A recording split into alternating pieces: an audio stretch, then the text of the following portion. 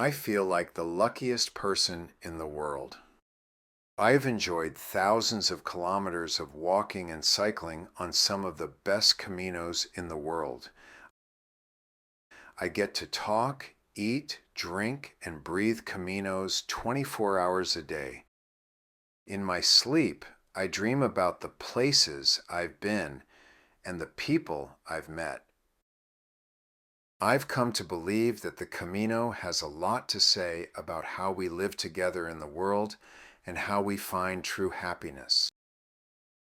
Back in the 1980s, there was a Robert Fulghum book called All I Really Need to Know I Learned in Kindergarten. It had simple lessons that rang true.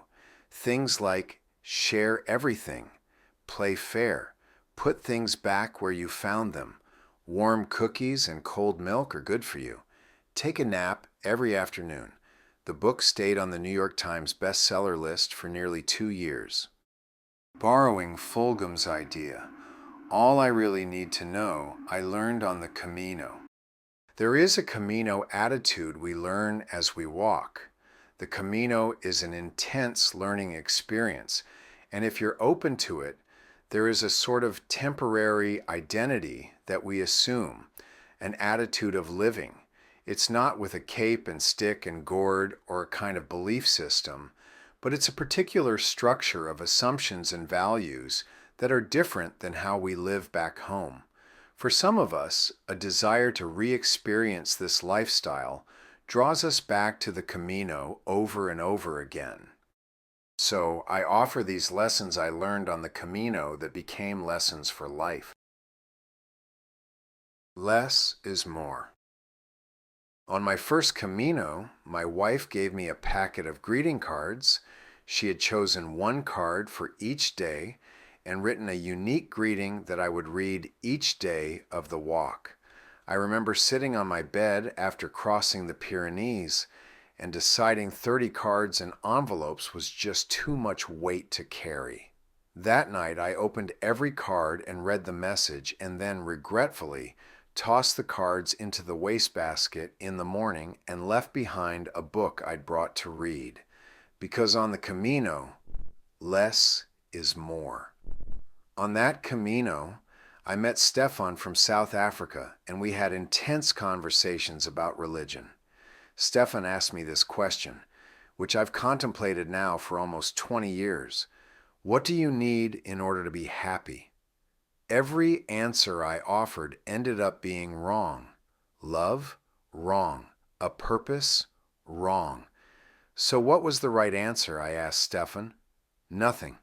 You need nothing to be happy. Happiness is a choice you make, and it doesn't come as a result of any possession or condition. He's right, of course. Teresa and I moved from a 2,400 square foot house to a condo less than half that size. We rented a 10 by 10 foot storage unit to store everything we couldn't fit in the condo. In 2 years, we never visited the unit. It turns out we didn't need all that stuff. By living for a month with only the contents of one backpack, the Camino teaches us that the rest of the time we have more than we need. So less is more. Consider the blister. As we walk, we can feel a slight irritation on our foot. We take our shoe off and surprise, we discover a blister. But a blister isn't really a surprise. Almost always we could feel the irritation, but we chose to ignore it. All along, our body was sending us a message. A lesson of the Camino is this: listen to your body. I used to tune out warning signs of being sick or tired or hurt. Once I wrapped tape around my foot to hold on a bandage, and the tape was so tight, I favored my foot in every step. About 15 kilometers into my stage in the middle of nowhere, the foot hurt so much I had to limp the last 5 kilometers to the next town. I had to step away from my walk for 3 days so I could recover. Today, my motor neuron disease has a surprising side benefit. When I'm tired or thirsty or hungry, I can't hide it because I become unable to speak at all. I have to slow down and rest. My illness is forcing me to pay attention to my body. My body knows best, and listening to it is one of the best lessons of the Camino. The Camino reconnects us to our bodies, and if we want to continue for the long haul, we have to hydrate, nourish, care for ourselves, and rest.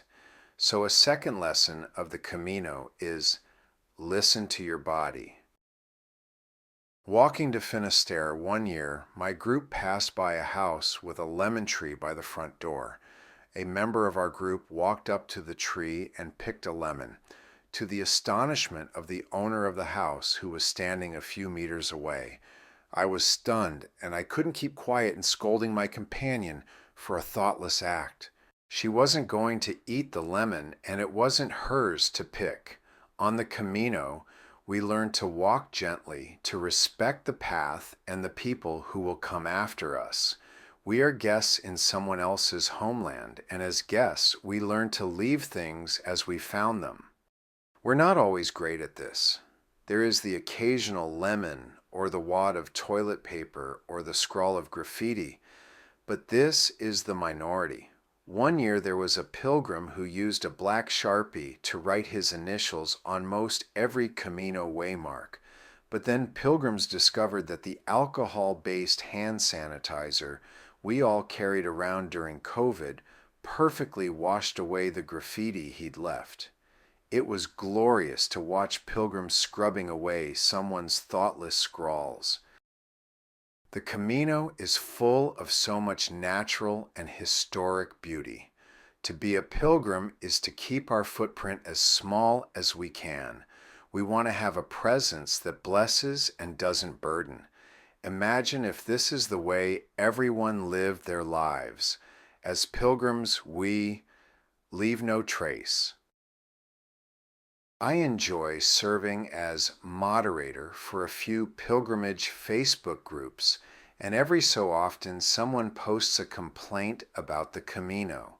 Currently, there's a post criticizing the quality of Menú del Peregrino in Spain. Often there are posts about the daredevil cyclists who are bowling over walking pilgrims on the trail. Occasionally, someone complains about an unclean lodging or a gruff bar owner. Years ago, I took this photo of my pilgrim lunch. I was sitting at a picnic table in the Italian countryside, and I realize as I look at the simplicity of the meal, just how grateful I was to be able to enjoy it. The setting and the moment and the purpose made the taste of each ingredient more intense. I needed every calorie the food had to offer. The meal began to symbolize the entire project of being a pilgrim. The joy is in the bounty of simple blessings. Gratitude shifts our focus from what's missing to what's present. It opens our eyes, softens our hearts, and transforms the journey. The Camino teaches us to say thank you, not once in a while, but with every step. A lesson of the Camino is be grateful. And my final point is friends are the best part. As I rode the train from Bayonne to the start of my first Camino, I remember being very annoyed to see people in hiking gear. I knew they were pilgrims, and at the time it disturbed me that they would be infringing on the quiet time I had planned to have while I walked. As I climbed the Pyrenees, I heard from people, "Oh, you're American. Have you met the American girls?" By Orison, we had met, and I quickly learned how friendships are the best part of the Camino. When I walked in 2011, I fell in with a German fireman, and between us we gathered a mixed group of single pilgrims from all over the world. We've walked subsequent Caminos around Europe, and most every year since 2011 we've had a reunion. Last year, 13 years after we met on the Camino, one of our group was ordained a priest, and several of us gathered in Liverpool to celebrate with him. Ask anyone who's walked the Camino what they remember most, And it's rarely the cathedrals or the landscapes, it's the people, the friends made over shared pasta and shared pain, the ones who walk beside us in silence or wait for us when we fall behind. These connections feel different, deeper, purer. On the Camino, friendship isn't built on status or history, but on presence. We show up for each other. We carry each other's burdens, sometimes literally. And even after the path ends, many of these friendships continue. The Camino teaches us that who we walk with matters far more than where we're going, and that in the end, it's the hearts we touch that make the journey worthwhile. The Camino is a teacher, a mirror, a friend. Its lessons stay with us long after the boots are stored away. So wherever life takes you next, remember the lessons of the Camino. Less is more. Listen to your body. Leave no trace. Be grateful. And friends are the best part. Because truly, all we really need to know, we learned on the Camino.